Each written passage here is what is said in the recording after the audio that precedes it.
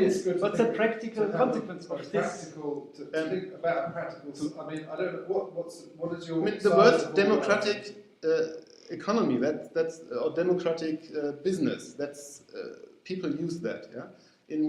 In Offenbach, there is a company which has got most of the structures I envisage, and he is calling his demokratisches How big Unternehmen. is his company?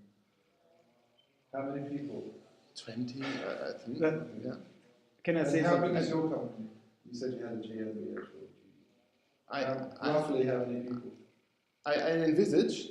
Oh. I mean, I haven't got a company now. Okay. I want to start it. It's not. Okay. It's But not a companies with these elements in it, like Zemco in Brazil, they have 7,000 people. I saw he has links on his site about what's this, your WordPress blog or something? Yeah. Arbeit im 21. Jahrhundert. How is subdomain? Where you're blogging, your subdomain. Unternehmen 21 WordPress. Yeah, Unternehmen 21. There you see links about prototypes or poster childs, what he's talking about, because your skepticism is right, like your ambition is right, and I'm totally with you, but I'm like you totally curious now to hear the solution and not to hear about idealist prototypes, which are all over in the world, but only by idealists, run by idealists, which have a high motivation, and then they make it run. It's a proven concept for a minority now. But the question is, if you are running a software company and you have ordinary motivated people who just are in the dilemma to be freelancer or to be engaged, Yeah, then what's the new format for normal? I wouldn't say we have ordinary people, far from it. Not in this sense. No, and I think people Highly are, motivated. yeah, they're highly motivated. I'm highly motivated.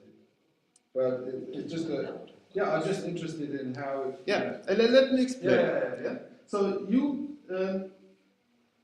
have. So let's say you're 10 people. Yeah. So some freelancers, some employees. No, they are all employed now in the new way. No, some of them are freelancers, some are employees. Yes, but I mean, how I think in the future, the freelance is too loose. Is not the bonding is not strong enough. Yeah. Why? Okay. Why is not? I disagree, but okay. Yeah. The freelancer is cut off from the company because he's independent. He's not connected enough. Yeah, no. There is a customer. Let me explain. Supplier. Let me explain how I think. Yeah. I think you 10 people, you are the business, whatever you run. Yeah. Yeah. You are it. So nobody is excluded. You are together. Well, yeah. Actually, the interesting point is the time of crisis, and someone mentioned that. Yes. So what happens at the time of crisis? At time of crisis, you share what is there. In the new model or the old model? In the new model. You simply share. So if everyone has equal commitment in a way. Yes. Yeah. Because in the time of when someone's a freelancer, then my mistake in that example that I just made, we in time of crisis we should have just let this guy go very quickly. Yes. Because the relation is not the one we envisage here. Yeah. The relation between you and the freelancer. But if all are really part of the company, it is everybody's company. Yeah, it's not only yours. It's all 10 of them can say it is my company. Yes. But what does that mean? What does that mean? That all have a say, and you 10 have to find a way to for the future. The only thing I heard now, it failed because this is nothing new. What you say, nothing new to be identified with an association, a collective. Yet a lot of collectives in the world after the hippie period, and then why did it fail? And your solution, I have to believe in it. It's so it's lack of skills. It's now the logic is evident. All is on the pillar of the coaching skills, and this I have to prove by myself because it's plausible to think so. But it has to prove that this is the factor why it fails, Yes. and not structural Yeah, but problem. there is another element too, which is Also structural.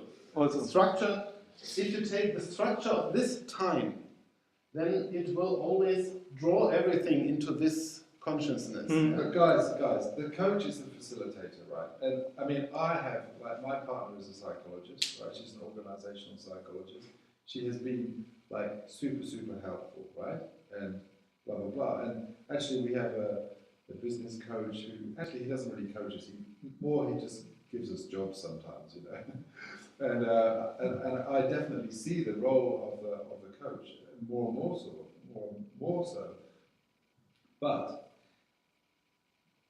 one thing is crucial is the kind of mechanics of who puts in different effort. Like we have like a whole range of people who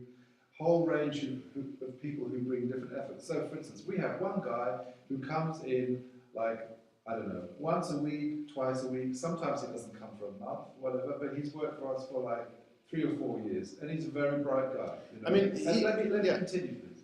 And we have another guy right now who is he definitely knows the system administration, but he's like a young guy, and you couldn't put him with a client right now, okay?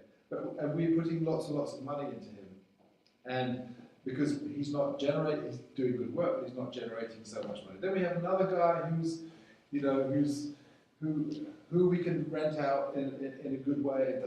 So this is a huge, complex scheme of people who have different things to bring in, Competence levels. different competence levels, different commitments, different and then you've got me, right, who takes hardly any money out of the company, right? And for years, and now my girlfriend has given. I have 2 kids with my girlfriend, giving me a hard time because I don't take any money out of the company, and yet other people, I'm not even health insured, right?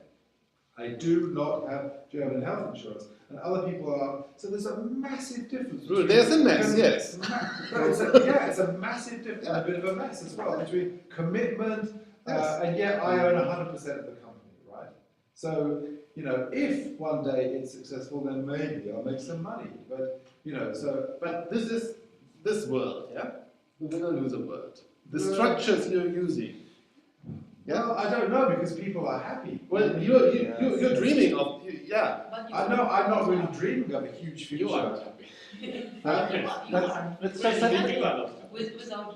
Yeah, I'm not exactly. I'm all ears. Yeah, I'm yeah. all ears. Let me it's really Let me complex. explain. May I have 1 minute about my vision about this, because I agree very much what you say and how I see the future.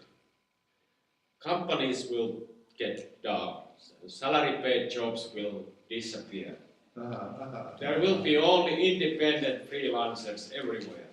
Okay? Coming together for projects.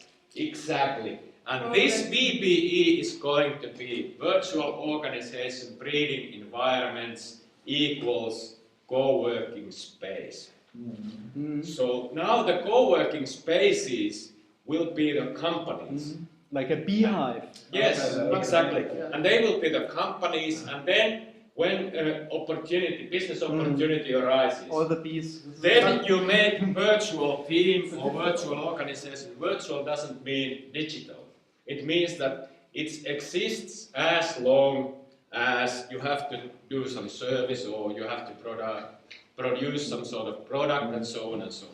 So the service provider is a bunch of freelancers, and there is a very important role of a broker, so-called broker. Broker is the guy company in a way. who has noticed the business opportunity, and he is the guy who kind of collects the competence together and they take care But of it. I would say this is a part of the future economy, because you cannot run a kindergarten this way. Oh, yeah, okay, fine. Yeah? I understand. But for the knowledge part of the economy, I think that's right.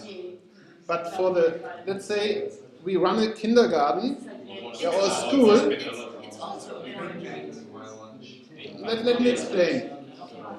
Let me explain. There are different. Hello? Are we in another session?